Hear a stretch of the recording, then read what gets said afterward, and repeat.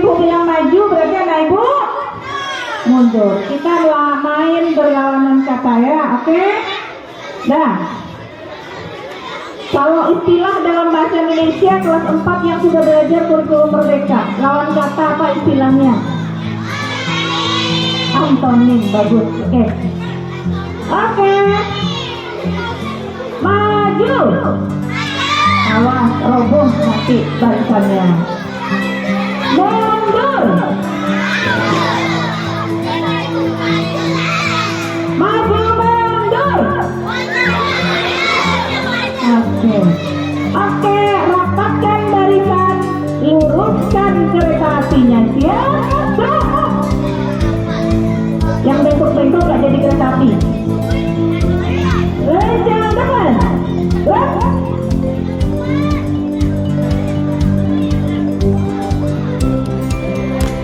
Bagus, yang gerbong belakang masih tertawa-tertawa, pasti nanti keluar asapnya. Tapi kereta apinya yang manual, otomatis. Tegak. Oke, terima kasih ya Pak Ibu, hari ini sudah tertib. Tepuk tangan dari yuk. Oke, nah kali ini kita tidak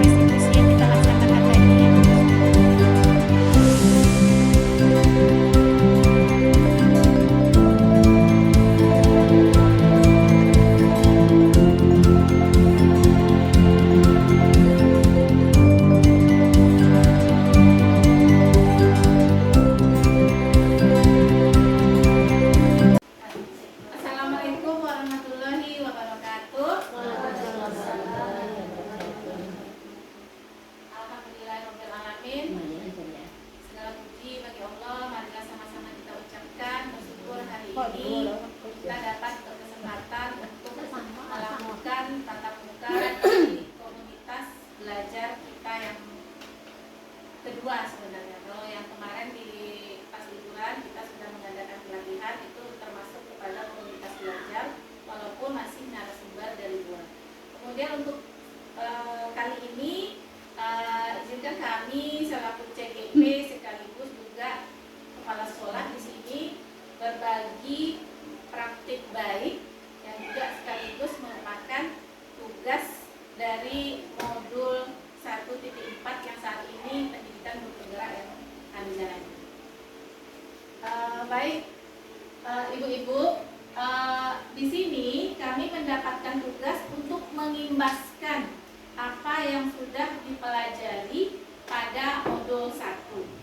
Jadi kalau guru penggerak biasanya stigmanya itu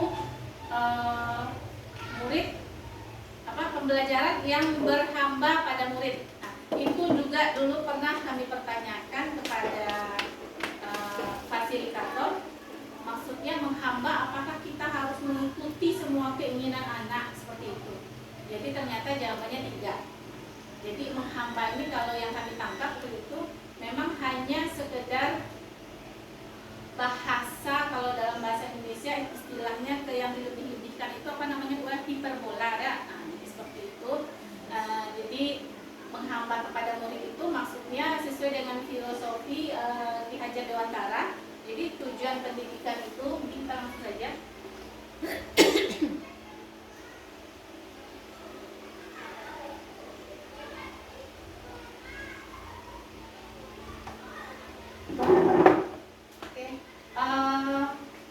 Di modul 1 ini yang kita pelajari intinya adalah budaya positif pada 1.4. Jadi sebelum itu kita kaitkan dengan yang paling dasar, yang mendasar adalah filosofi pendidikan menurut Ki Hajar Dewantara. Jadi di sini menurut Ki Hajar Dewantara, pendidikan adalah menuntut segala kodrat yang ada pada anak-anak agar mereka dapat mencapai keselamatan dan kebahagiaan yang setinggi-tingginya, baik sebagai manusia maupun sebagai anggota masyarakat. Jadi kata kunci dari deskripsi tadi ada 3. Yang pertama menuntun, yang kedua kodrat alam dan kodrat zaman, dan yang ketiga budi pekerti. Mungkin beberapa dari teman-teman ibu-ibu di sini karena waktu yang sesi pertama pendampingan budi itu sudah ada, sebenarnya ini udah pernah diulas, tapi mungkin perlu kami ulas sedikit kembali. Jadi kalau sebagai guru, kita itu sebenarnya intinya adalah menuntun, bukan sekedar mengajar. Jadi kalau menuntun ini memaksimalkan segala yang ada potensi pada anak. Jadi ibaratnya kalau Ki Hajar Dewantara mengibaratkan pendidikan itu seperti kita menanam padi. Kalau kita menanam padi, jangan mengharapkan hasilnya ada jagung. Seperti itu. Jadi kalau kita menanam padi, tentu yang bagaimana kita proses menuntunnya, yaitu adalah misalnya kalau diibaratkan menanam padi, pupuknya yang kita sediakan, kemudian bagaimana perencanaan kita masalah pengairannya. Nah, kepada murid juga seperti itu. Jadi itu yang ibarat menuntunnya. Kemudian kodrat alam dan kodrat zaman. Mungkin ini yang selama ini menjadi keluhan kita bersama. Anak-anak ini yo payah gonama. Kalau dulunya lewat awak saja, di muka awak saja nya sopan, termasuk awak dulu rasanya gitu. Jadi ketika kodrat alam dan kodrat zaman kita berbeda, waktu kita dulu dengan murid sekarang, tentu mempengaruhi cara kita mendidik mereka. Tidak bisa disamakan cara kita mendidik mereka dengan saat zaman kita dahulu guru yang mendidik kita. Karena mereka mempunyai kodrat zaman yang berbeda.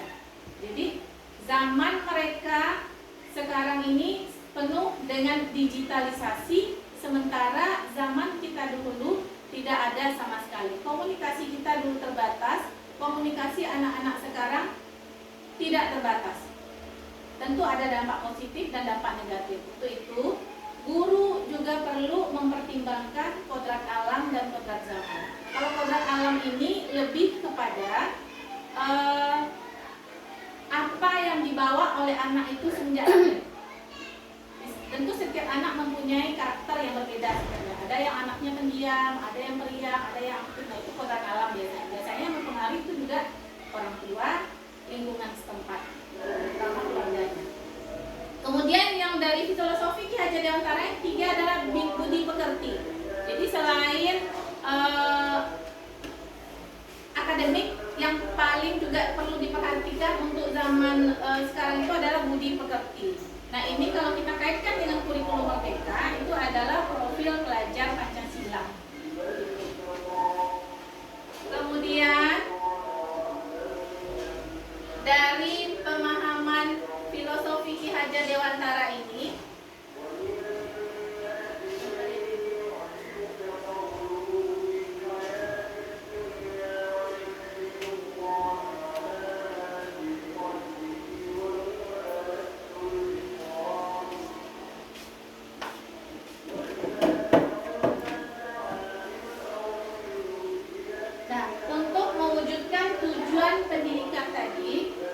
yang dibahas di guru penggerak juga adalah nilai dan peran guru, dan kami yakin juga nilai guru penggerak ini nantinya yang diharapkan pada seluruh guru pada umumnya. Nilai dan peran guru yang dibahas, kemudian lingkungan sekolah yang positif itu yang seperti apa.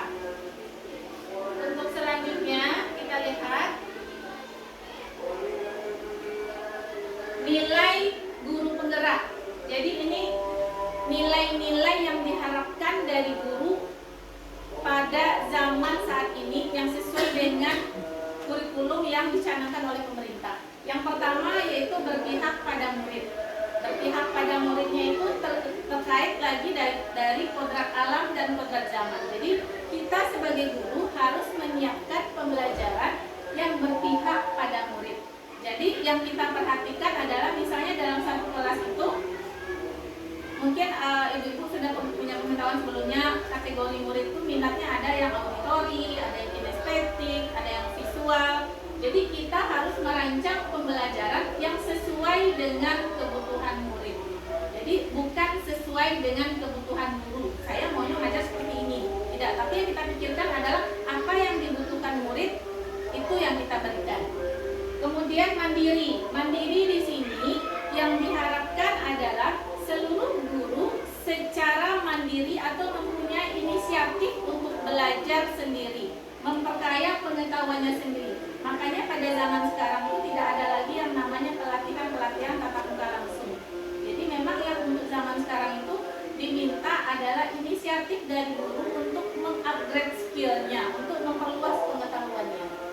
Kemudian reflektif. Reflektif ini maksudnya diharapkan seluruh guru itu bisa merefleksi diri. Merefleksi diri itu maksudnya ketika dia selesai melakukan pembelajaran, refleksi apa yang perlu ditingkatkan, apa yang perlu diperbaiki. Jadi tidak hanya kalau dulu itu mungkin refleksi ini dilakukan ketika hanya supervisi saja. Jadi enggak, dari setiap pembelajaran dilakukan refleksi, setiap ada program dalam tahunan kita lakukan refleksi bersama-sama sekolah dan guru. Jadi refleksi itu perlu bagi setiap guru untuk supaya meningkat cara dia melakukan pembelajaran di kelas. Kemudian kolaboratif. Kolaboratif ini maksudnya diharapkan kerjasama dari seluruh guru. Kolaboratif ini, jadi kalau guru tidak bisa bekerja sama, yakinlah sekolah itu tidak akan maju. Karena sepintar-pintarnya satu orang, kalau tidak ada kerjasama, tidak akan bisa maju. Kemudian inovatif. Inovatif ini terkait juga dengan kodrat zaman anak tadi. Ketika anak sudah lebih canggih pengetahuan digitalnya, sementara kita melakukan pembelajaran yang itu saja sesuai dari zaman kita belajar dulu misalnya, tentu anak tidak akan tertarik dengan apa yang kita ajarkan. Makanya mungkin ada efek-efek ujungnya, anak yang tidak mendongawa, karena dia tidak tertarik dengan apa yang kita ajarkan. Jadi kita sebagai guru bikinlah pembelajaran yang semenarik mungkin, yang seinovatif mungkin, yang membuat dia itu merasa, oh iya ini baru, ini harus diperhatikan. Jadi bikin rasa ketertarikan murid pada apa yang kita sajikan. Itu untuk nilai guru penggerak. Jadi itu memang yang 5 ini yang kami pelajari selama baik secara daring maupun secara tatap muka di Muaro. Kemudian untuk peran guru penggerak, peran ini terkait juga dengan bagaimana dia menggerakkan komunitas. Contohnya kayak sekarang menggerakkan komunitas. Kalau kami sebetulnya menggerakkan guru. Kalau guru berarti menggerakkan teman-teman rekan sejawatnya. Peran guru penggerak yang pertama adalah menjadi pemimpin pembelajaran. Menjadi pemimpin pembelajaran di sini maksudnya adalah dia bisa memprakarsai, menginisiasi pembelajaran yang menarik bagi murid. Jadi dengan dia menarik bagi murid ini, dia menjadi selanjutnya menjadi coach bagi guru lain, menjadi contoh bagi guru lain. Ketika guru lain ada bertanya, dia bersedia untuk membagi ilmunya. Itu menjadi coach bagi guru lain. Kemudian mendorong kolaborasi, terkait juga dengan nilai guru penggerak di sebelahnya. Dia mampu bekerja sama dan mampu juga mengajak orang untuk bekerja sama. Selanjutnya mewujudkan kepemimpinan murid. Ini berkaitan dengan pembelajaran yang berpihak pada murid dan inovatif. Mewujudkan kepemimpinan murid ini maksudnya membuat murid itu memang keluar kreasinya. Jadi tidak, kalau zaman dulu kita sistemnya kan ceramah. Jadi semua pengetahuan itu dari guru ke murid. Jadi kalau sekarang diharapkan pembelajaran itu memang yang murid menggali pengetahuan dari rasa ingin tahunya. Kemudian menggerakkan komunitas praktisi, ini yang coba kita jalankan sekarang. Komunitas belajar kita coba aktifkan, terkait juga dengan yang tadi mandiri. Jadi setiap guru diharapkan secara mandiri untuk mengupgrade kemampuannya. Salah satunya kalau kita di lembaga sekolah, kita buat komunitas belajar. Minimal dari sekolah ini kita adakan kegiatan-kegiatan nantinya ke depannya. Bisa jadi Bu Devi yang jadi narasumber, Bu Hel yang jadi narasumber. Jadi seperti itu memang yang diharapkan. Tidak harus narasumber dari luar. Jadi itu menggerakkan komunitas praktisi. Nah, yang di modul 1.4, jadi kalau tadi ada filosofi di modul 1.1, kemudian peran nilai guru penggerak itu di modul 1.2 yang kami pelajari. Kemudian di modul 1.3 bagaimana yang kemarin dipraktekkan membuat prakarsa perubahan. Selanjutnya di modul 1.4 adalah budaya positif. Budaya positif ini adalah nilai kebaikan yang menjadi keyakinan dan pada akhirnya akan menjadi karakter atau ciri khas dari sebuah komunitas atau lembaga. Mungkin kalau di kita SDIUT ini budaya positifnya yang paling terkenal itu dari dulu dia disiplin. Nah seperti itu. Jadi budaya positif, karakter yang diharapkan dapat terbentuk jika ditunjang dengan lingkungan sekolah yang positif, salah satunya tadi adalah disiplin positif. Nah, konsentrasi kami di sini untuk program budaya positif ini sesuai dengan ciri-ciri sekolah kita, disiplin. Itu di sini adalah disiplin positif. Nah, yang perlu dipahami dalam disiplin positif ini adalah yang pertama, kita perlu, ini biasanya nih Ibu ketika ada anak bermasalah, mungkin ini yang kami coba, saya manusia biasa, mungkin guru-guru juga seperti itu, beberapa kasus kita kadang ada kehilangan kesabaran, ada yang sampai menangis guru, ada sampai awal sampai melukis meja, loh termasuk orang.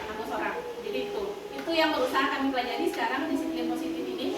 Jadi yang pertama, kita perlu memahami murid tadi, memahami motivasi dia melakukan perbuatan tersebut. Nah, ini yang kami pelajari, motivasi, kemudian kebutuhan apa yang perlu dia penuhi. Karena kalau kita sebenarnya secara teori tidak bisa mengontrol murid. Yang bisa kita kontrol hanya diri kita sendiri. Murid tidak bisa kita kontrol, tapi hanya bisa yang tadi prinsipnya kita tuntun. Jadi itu. Kemudian ada kebutuhan dasar apa yang dia berusaha penuhi ketika dia berbuat kesalahan tadi. Yang kita anggap salah itu sebenarnya dia pasti punya alasan. Nah, alasannya itu merupakan kebutuhan dasar yang berusaha dia penuhi.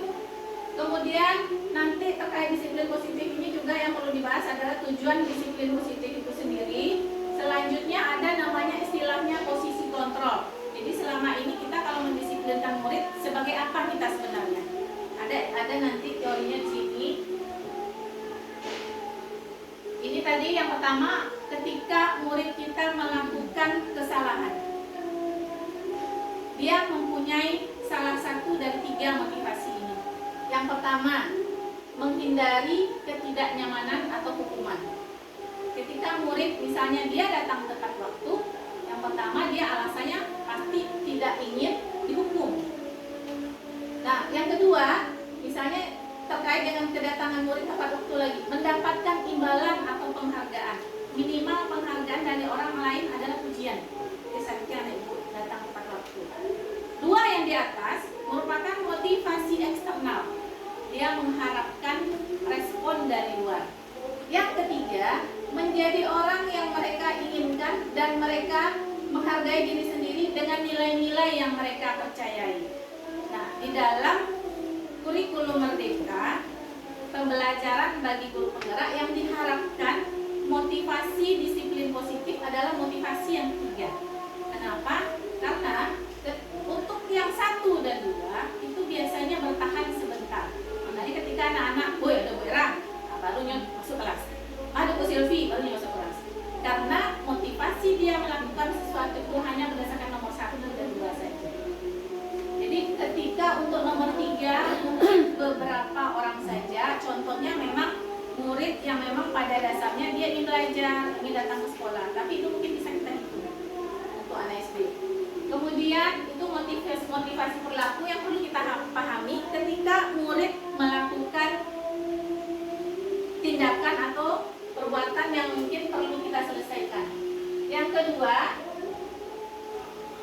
ketika dia melakukan kesalahan, contoh kasus kemarin sama Bu Devi yang ada anak kita yang mengambil hak milik temannya, laupau, berarti dia sedang memenuhi di antara 5 kebutuhan dasar dia.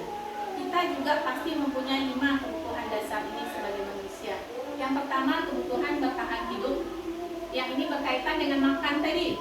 Berarti ketika 2 anak kita yang mengambil makanan teman, berarti dia sedang berusaha memenuhi kebutuhan bertahan hidupnya dia.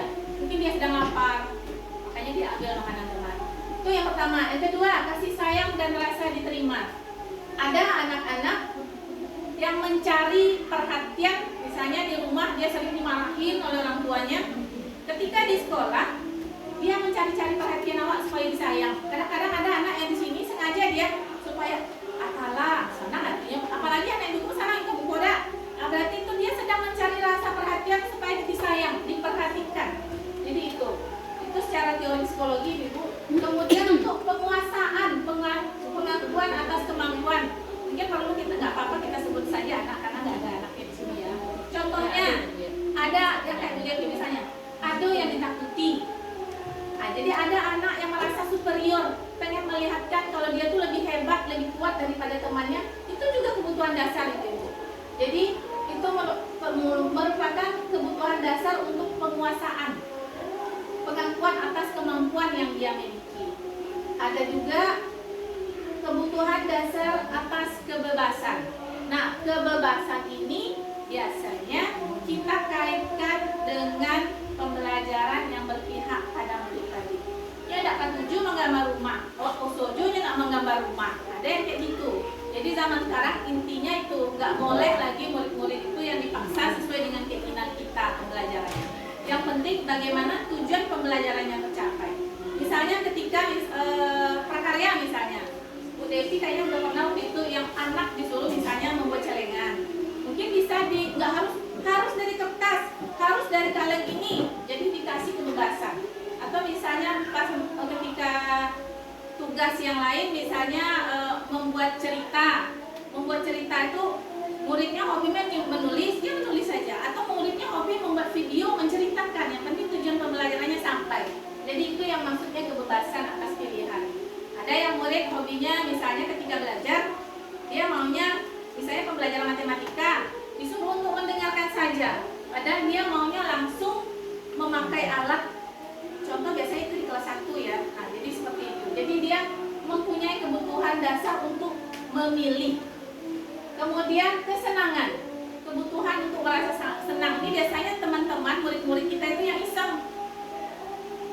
Duduk kawannya sakit, kawannya bola. Nah, jadi dia merasa senang, kebutuhan akan kesenangan. Jadi ini memang kebutuhan. Nah, ini nanti terkait bagaimana cara kita mendisiplinkan anak. Selanjutnya tadi tujuan disiplin positif untuk menjadi orang yang mereka inginkan dan menghargai diri sendiri dengan nilai-nilai yang mereka percaya. Jadi itu tujuan disiplin positif. Oh, menyebut saya itu. Nah, ini dia. Kemudian posisi kontrol seorang guru. Mungkin ini perlu kita refleksi posisi kita selama ini. Yang pertama, penghukum. Awak sendiri mengakui ibu di antara kali pokok pernah satunya. Penghukum. Posisi kontrol seorang guru dalam mendisiplin murid sebagai penghukum. Yang pertama, yang menghukum ini contohnya, misalnya hukuman ini biasanya tidak berkaitan dengan perbuatan salah dia. Saya terlambat ke sekolah. Contoh awak sendiri ku ibu yang talambe, pilih sarok. Nah, itu berarti hukuman. Hukuman itu penghukum.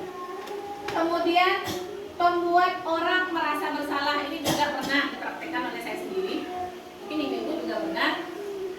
Waktu yang mungkin yang sering dibahas Bu Devi ya.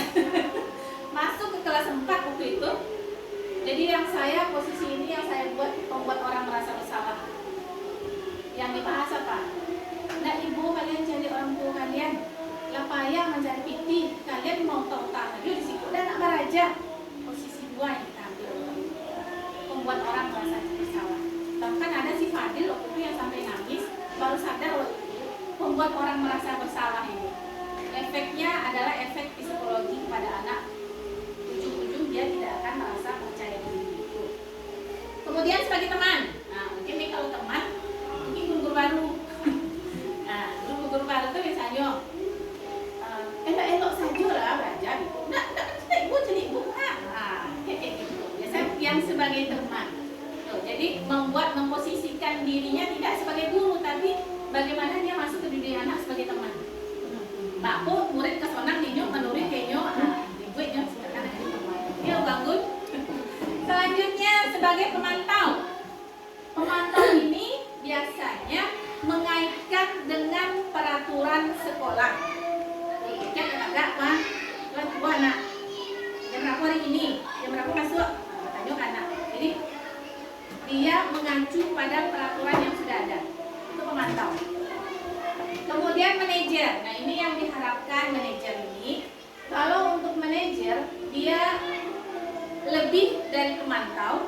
Dia mengaitkan dengan peraturan sekolah, memahami si anak melakukan alasan dari perbuatannya, kemudian mengajak si anak untuk mencari solusi. Jadi itu kalau untuk manajer. Nah, berkaitan dengan disiplin positif tadi, biasanya yang dipakai kalau diusahakan itu si manajer. Tapi bukan berarti kita selalu kemarin kami pikir disiplin positif itu harus posisi manajer ini. Memang ada pro kontra, itu Bapak Ibu yang pelajari ketika online, kata Bapak hasilnya manajer. Jangan pakai lagi yang 4 Ibu. Nah, ketika dari narasumber yang berasal dari Jawa, lain lagi konsepnya. Tergantung situasi dan kondisi. Ibu bisa saja memakai kelima-limanya, tapi diminimalisir untuk yang 4 di atas. Jadi tergantung situasi dan kondisi.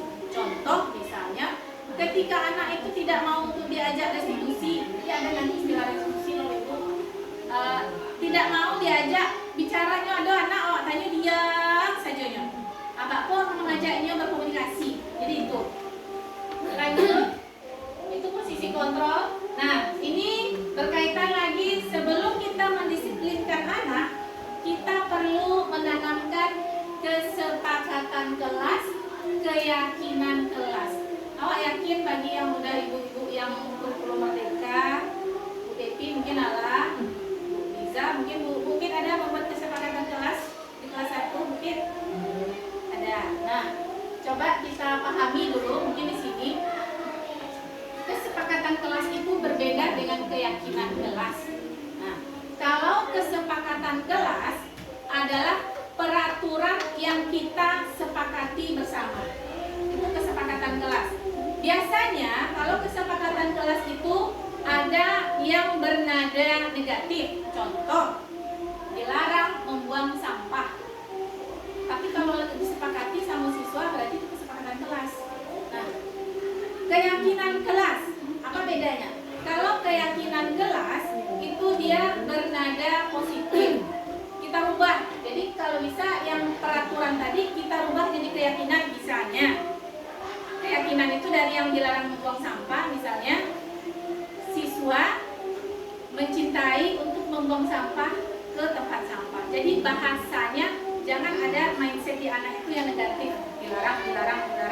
Jadi kalau yang mindset seperti itu berarti bukan keyakinan si anak, tapi jatuhnya kepada peraturan atau kesepakatan kelas.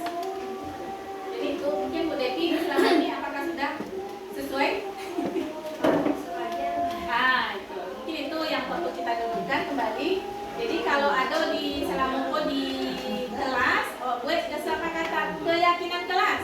Ternyata ada kata-kata dilarang, tidak boleh. Jadi itu bukanlah keyakinan kelas. Keyakinan kelas itu bernada positif dan memang diyakini oleh anak dan tidak perlu banyak-banyak. Ya. Kemudian ini nanti akan berkaitan dengan cara kita mendisiplinkan anak tadi.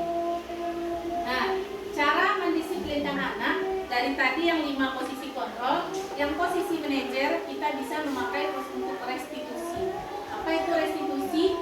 Yaitu salah satu cara mendisiplinkan anak dengan, kalau secara bahasa kita itu, awak sendiri memang masih belajar gitu. Mungkin bisa dilihat belakangan ini, dulu awak itu ada anak yang masuk kantu selalu bawanya marah saja seperti itu. Jadi kalau sekarang agak dikurangi, agak dikontrol emosinya. Kadang-kadang lupa itu. Jadi itu yang pertama, langkahnya menstabilkan identitas. Jadi ketika kita perlu menyelesaikan anak yang berkasus, menstabilkan identitas ini maksudnya, contoh kata-katanya ya, yang di sini, lihat. Menstabilkan identitas. Setiap orang pernah melakukan kesalahan. Bisa awak ngicip itu kata. Tak bagai do, ibu pernah lo berbuat salah, awak pernah lo, ibu pernah lo. Jadi kita tenangkan si anak dulu dengan bahasa-bahasa yang menenangkan. Masukkan dulu. Termasuk sendiri ibu kadang harus terkontrol. Kemudian kamu bukan satu-satunya orang yang pernah melakukan itu bahasanya. Jadi terserah ibu-ibu lah nanti bahasanya dikembangkan lagi seperti apa. Yang jelas ketika kita menstabilkan identitas anak ini, intinya kita menenangkan si anak. Jadi ibu ini langsung merasa bersalah dulu. Jadi itu tenangkan si anak dulu dengan emosi kita yang terkontrol. Kemudian selanjutnya validasi tindakan yang salah. Ini juga banyak miskonsepsi dari beberapa orang termasuk untuk CGP dan bos.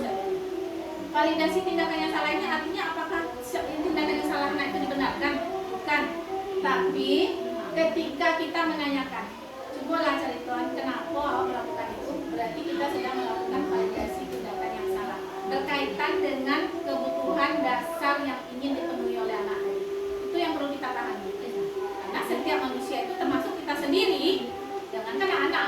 Nah, ketika ada peraturan sekolah sendiri, ikut, ada awak terlambat, ada awak tak pulang copet, karena ada kebutuhan dasar yang ingin kita penuhi. Jadi itu memvalidasi tindakan yang salah. Kamu punya alasan melakukan mengapa melakukan hal itu, atau nanti untuk validasi tindakan yang salah, kita juga mengajak anak untuk mencari solusinya. Ada cara yang lebih efektif untuk mendapatkan apa yang kamu butuhkan. Misalnya tadi, awak menggora-gora saja ya Bu. Berarti kan tadi dia sedang memenuhi kebutuhan dasarnya. Alasannya dulu. Pertama tenangkan si anak, kemudian baru tanya alasannya. Selanjutnya untuk restitusi ini sistemnya adalah menanyakan keyakinan. Nah, itu yang tadi disebutkan. Lah buat keyakinan kelas atau anu. Contoh yang tadi Bu Devi, kan apa tadi? Dilarang keluar masuk. Itu bukan keyakinan kelas. Tadi wak diam saja karena yang ibu aku tadi kan punya PP tuh. Dia tahu mungkin diam saja ya. Jadi keyakinan kelas itu sesuatu yang kalau tidak ada kata dilarang, tidak boleh, pokoknya bernada negatif tidak ada. Nah, ini kita sepakati dengan anak, keyakinan apa yang dia pegang. Intinya harus disepakati dengan anak. Ketika kita sepakati, baru kita bisa mendisiplin anak. Dia berbuat salah, dia akan merasa, oh iya, awak yang telah melanggar apa yang awak sepakati. Jadi itu tidak kita paksakan. Ya, kamu ingin menjadi orang seperti apa? Sesuai dengan keyakinan yang dia sepakati di kelas. Nah, biasanya keyakinan kelas itu ditandatangani bersama-sama. Nah, jadi murid semuanya menandatangani. Tanda tangan itu kan nggak harus tanda tangan begini, bisa saja kayak kita kreasi itu apa? Ya, satu jempol saja juga bisa kan? Jadi lebih kreatif. Itu nanti untuk mencari solusi yang apa tadi nih? Menanyakan keyakinan itu berkaitan dengan bagaimana si anak itu kita kaitkan dengan keyakinan yang dia miliki dan dia yang inisiatif mencari solusi sendiri, bukan dari kita. Ini masih jauh dari saya sendiri untuk mempraktekannya Bapak Ibu. Kadang-kadang ini dari awal juga. Misalnya kayak contoh yang pertama itu petang Bu Devi, agen sama wak kawan, berarti kan dari guru, syaratnya dari murid. Nah ini kalau restitusi itu diharapkan bagaimana cara dia memperbaiki dirinya, diharapkan memang dari dia sendiri. Guru hanya menuntun, balik lagi kembali menuntun. Jadi itu menanyakan keyakinan, ditanyakan keyakinannya, apa yang harus dia perbaiki berdasarkan keyakinan yang dia sebutkan tadi. Jadi itu restitusi. Ini kalau menurut saya memang susah Ibu, tapi perlu kita coba. Karena selama ini kalau saya lihat Mbak Ketua tadi, ketika ada guru barunya patuh. Bahkan ada guru pun dia tidak patuh ada. Apa salahnya kita mencoba yang ini, yang tadi saya sebutkan. Jadi kita coba yang tadi. Pertama tentunya setiap kelas perlu membuat keyakinan kelas. Keyakinan kelas ingat tidak dipaksakan guru, disepakati bersama guru dan anak. Kemudian ini tadi yang 5 posisi kontrol restitusi. Mungkin ini nggak terlalu kelihatan ya. Contoh-contoh tindakannya nanti karena nggak kelihatan nanti saya bagikan saja gitu. Cara kita melakukan disiplin kepada anak, komunikasi seperti apa yang harus kita tanya kepada anak, mungkin ada di sini. Mungkin nanti di-share saja. Oke, nah ini rencana yang akan sudah dilakukan sih memang. Rencananya ini menyambut siswa. Kenapa? Makanya ditekankan kepada seluruh guru untuk datang pagi. Salah satu cara mendisiplinkan anak adalah dengan kita menjadi teladan dulu. Kita datang tepat waktu, sambut anak, bukan anak yang menyambut kita. Itu yang diharapkan sebenarnya. Dengan dia datang sekolah yang terbayang, mohon disambut guru dengan senyum, dengan sapaan, dengan menanya kata rawat. Anak itu akan pasti otomatis dia akan ya pengen besok datang pagi. Ada itu yang menyambut awal. Pasti itu yang ada dalam konsep anak. Jadi itu yang inisiatif akan dilakukan yang pertama dan sudah kami lakukan. Yang kedua, melaksanakan apel pagi dengan ice breaking sebelum pembiasaan bacaan surat dan zikir. mungkin ibu-ibu mungkin juga udah lihat ada dalam Korea, barislah, masuk barisan, entah apa ayahnya udah. Jadi mungkin salah satu trik kita adalah melakukan ice breaking supaya kita menarik perhatian si anak. Ada dulu yang dak dong ibu dong, dak aku ibu dong. Tapi memang gak didengar sama anak. Ketika kita melakukan ice breaking, fokusnya walaupun cuma 5 menit fokusnya, tapi alhamdulillah saya fokus. Jadi itu karena balik lagi kita harapkan disiplin itu memang keluar dari diri si anak, bukan dari karena dia mengharapkan pujian dari guru, mengharapkan yang lainnya. Kemudian yang ketiga, pemutaran video untuk motivasi siswa pada pagi hari atau siang hari sebelum pulang sekolah. Kalau kami rasa ini mungkin beberapa guru kita ada yang melakukan itu. Contoh dulu, kayaknya Bu Hel pernah ya, ketika jam makan anak diputar itu dipin misalnya. Tapi mungkin perlu kita tambahkan, misalnya yang diputar apa, kita kaji ke anak kembali, kaitkan dengan disiplin. Yang ini manfaatnya. Kaitkan lagi dengan apa yang perlu didisiplinkan dari anak. Mungkin itu. Pagi hari bisa jadi misalnya video-video yang mengunggah perasaan anak untuk dia disiplin, tak aturan, cari banyak itu di YouTube. Itu sebagai ide-ide. Kemudian yang keempat, menerapkan disiplin positif dengan membuat keyakinan kelas. Ini yang tadi dibahas. Kalau buat dulu keyakinan kelas bagi ibu-ibu, guru-guru yang belum membuat keyakinan kelas, buat dulu supaya kita istilahnya kalau dia awak yang tahu bisa awak menembak anak. Jadi kalau dakwah buat keyakinan kelas, apa yang dipegang oleh anak di dalam kelas tentu nggak ada. Ibu ngicik itu sebelumnya kalau itu ada aturan kan gitu. Tapi kalau disepakati dengan anak, tentu dia tahu, dia yakin oh iya kita harus berarti dia punya orang dia nggak salah, tentunya tahu. Kemudian setelah membuat keyakinan kelas, baru kita bisa menerapkan restitusi tadi. Jadi restitusi tadi intinya di guru penggerak ini diharapkan Pak Waktu Ustadz Farhan, tapi guru tidak boleh derang-derang ya dulu. Memang hijau. Itu di guru penggerak memang itu yang diharapkan. Jadi kami dilatih pun di situ. Mungkin bagi ibu yang menilai ada untungnya, ada ruginya enggak. Ketika kami melakukan kesalahan, mereka tidak pernah menegur. Misalnya salah jawab nih, bagus ibu, cuma dipuji. Tujuannya apa? Supaya percaya dirinya keluar. Itu. Nah, pernah sih juga kami tanyakan, kenapa yang awak jadi pertanyaan sekarang mungkin yang belum dijawab juga. Kenapa tidak boleh di ranking sementara ketika lomba di ranking? Itu pernah kami tanyakan. Di sekolah katanya nggak boleh di ranking karena sama saja kita dengan membuat anak yang lain tidak percaya diri. Jadi memang di ranking itu katanya nggak boleh. Banyak zolimnya katanya seperti itu. Nah, saya tanya waktu itu, kenapa ranking di sekolah nggak boleh tapi di lomba-lomba tetap di ranking? Itu masih belum dijawab sama pasien. Tapi yang kami tangkap konsepnya beda. Kalau sekolah kan belajar, kalau lomba tujuannya memang untuk meningkatkan. Mungkin sudah azan Bapak Ibu. Nah, sedikit lagi, mungkin ini penutupnya saja. Disiplin yang diharapkan adalah disiplin yang dijalankan atas kemauan sendiri, itu merupakan kemerdekaan bagi murid. Jika kita memaksa murid untuk disiplin dengan apa yang kita mau, berarti kita sedang menjajah murid sebenarnya. Jadi kalau dari inisiatif dari dia adalah memerdekakan dirinya. Ini yang kita harapkan, disiplin tanpa diawasi, bekerja tanpa harus diperintah, tanggung jawab tanpa harus diminta. Ini bukan buat anak saja, tapi kita harapkan juga buat kita semua. Ya. Mungkin itu saja ibu-ibu pembahasan materinya secara singkat. Mungkin lain kali kalau ada model berikutnya kita buat pembahasannya lebih menarik karena ini kami kejar waktu. Kalau dulu lihat ada speaking dan kita ini ada langsung saja ya. Oke, nah ada yang mau ditanyakan Pak Ibu, Ibu-ibu? Mungkin itu yang perlu dipraktekkan langsung bagi guru kelas adalah buat keyakinan kelas pakai bukit stempel jari anak dulu tanda tangan atau stempel dulu boleh. Jadi ketika pasti sana mencari dia mencari tadi itu yang begitu. Nah yang pertama bagian kurikulum merdeka, betul kan? Betul. Sudah nggak ada yang perlu ditanyakan? Nanti setelah zuhur kita sambung dengan PN.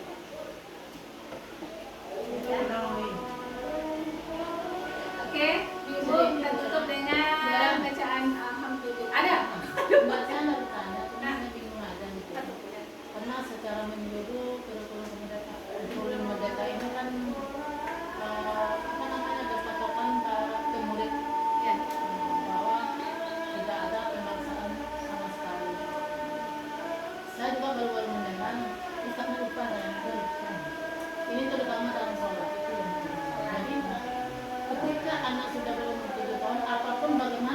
zaman modernnya sekarang, pembiasaan yang baik itu memang dari keterpaksaan dari dulu.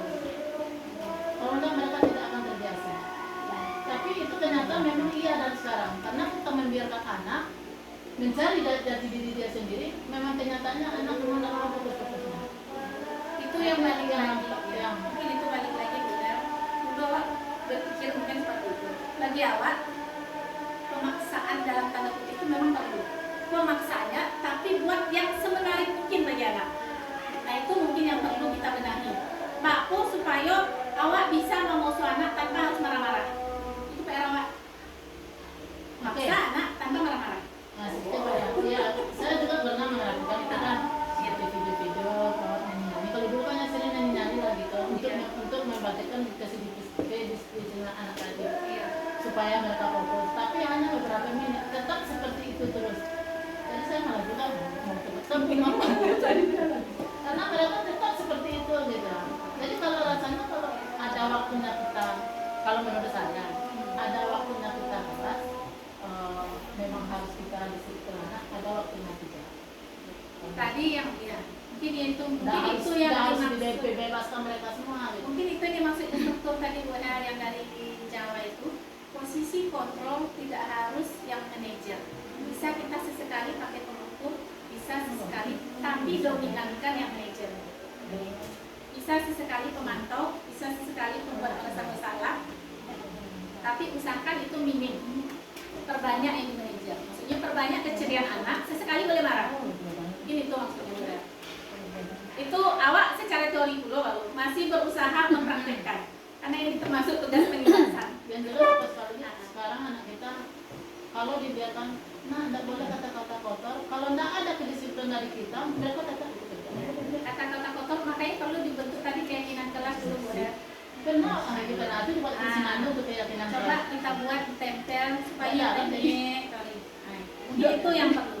Kalau kita belum pernah mencoba, apa salahnya kita coba dulu. Siapa tahu yang berhasil teori orang Jakarta, udah. Itu. Jadi awak coba dulu. Pernah orang coba itu, tanda kasih banyak. Awak ambil keputusan bersama.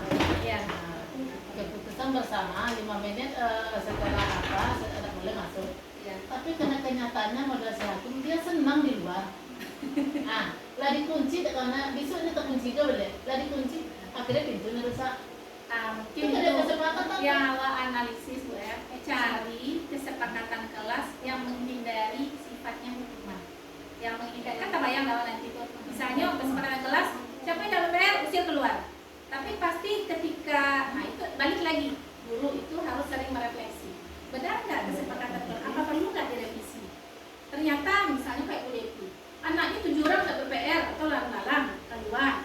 Apakah efektif dengan hukuman itu? Kalau tidak efektif, apa salahnya kita ubah keyakinan kelasnya? Cari yang memang bisa menggugah kesadaran anak. Cari, itu tugas awak, mencari. Kalau misalnya mentok, kita diskusi dengan guru lain, mungkin bisa ada ide-ide yang lain dari guru. Itu banyak lagi kolaboratif. Itu teori, mari kita coba. Aku yang lebih sawat jubon, awak jubon. Mungkin ya di zaman anak ini apa yang mendisiplinkan. Itu PR awak pasang. Saya pernah dengar mendengar itu dulu itu bahwa katanya kurikulum merdeka ini mau apa anak tidak boleh dimarahin, ada masuk ke keluarga. Ya kan mereka mungkin dibiarkan sementara. Sejak lahir itu didikan orang tua tuh itu utama tuh, nama yang pertama. Ada satu cewek pendidikan. yang konsep yang awak pelajari waktu modul itu, yang awak tertanam di pikiran awak kan anak itu lahirnya ibarat kertas, udah Ya, nah itu yang buat. ternyata waktu awak belajar walaupun bertentangan dengan apa yang awak masuk ke paham pemahaman awak, ada teorinya satu lagi bahwa anak itu lahir bukan seperti kertas putih, tapi abu-abu badannya. Itu awak baru mendongak di modul 1 itu kadang tuh abu-abu tuh maksudnya anak itu ibaratnya ala hadonyo istilahnya yang tadi kodrat alam tadi itu boleh ala hado, awak tinggal memperjelas saja. Itu teori awak sendiri terkaji, soalnya yang dulu awak waktu ketik diajarkan manusia lahir ibarat kertas putih suci. Awak kena tanya sagan rasanya. Tapi kalau dalam agama tetap disuci itu jawabannya. Nah, itu ada perbedaannya dari antara Ilmu pendidikan agama dia tetap itu. Coba lah kalau enggak. Jadi Itu model yang sholat itu, oh benar-benar ustaz mah. iya. Mungkin yang dimaksud petang ada sempat mencari ya apa di media sosial yang katanya ternyata yang abu-abu yang dimaksud ini kalau bersih itu berarti pemahaman awak kalau secara Islam kan bersihnya itu dia memang sudah beriman kepada Allah ya. Nah, lahir suci. Kalaupun ada yang Kristen berarti orang tua yang mengkontaminasi kan gitu. Iya. Itu bukan berarti putih kata orang. Berarti kan sudah ada. Itu maksud pemahaman orangnya. Jadi kan ini lah apa Tuhan itu berarti memang bukan putih berarti. Dia udah punya keyakinan itu yang abu-abu maksudnya. Nah, itu pemahaman yang awak baca-baca waktu itu. Tapi yang namanya teori manusia itu kan kayak gitulah. Kayak misalnya kalau bahasa Indonesia dulu KBBI, EYD, ini apa nama lain? Bermacam-macam. Dulu tempat dan waktu dipersilakan, oke dulu dibetulkan, sekarang nggak boleh, bisa berubah. Tapi yang jelas kalau untuk agama tentu kita tetap berpegang pada agama kita. Iya.